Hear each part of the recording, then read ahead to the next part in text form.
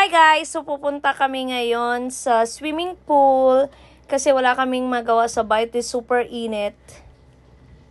So yan.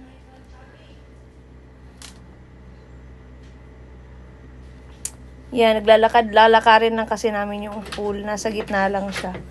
Malapit sa basketball court ng subdivision. So yun, nauna na kasi sila Ryan dito. Yung mga boys. Dito, nag-swimming na sila Ryan. So this is Sabi.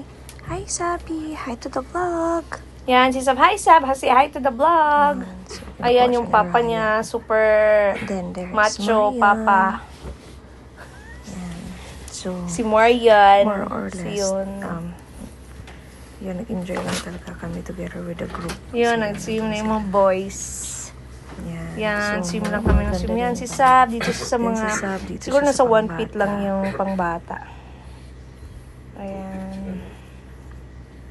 Siya lang kasi bata nag-swim. So, kami lang nag-swim sa swimming pool. Yan. Well, pinakuha ko kasi dyan sa kanila yung floaters niya. Ganda rin yung weather that time kasi hindi masyadong mainit. So, yun. Dito kami. Doon ha, nilagay mo doon. Yan. Yan si Ryan. Yan si Charlie na siya yung boyfriend niya. Yan si Ryan.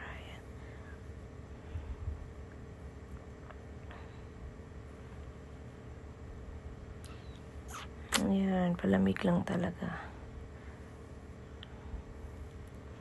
Tapos, after nyan, lahat na kami nandyan na lahat. Laro kami ng taya-tayaan. So, yan. Enjoy talaga kami dyan. Enjoy at napagod. So, napakasaya yung ginawa namin dyan.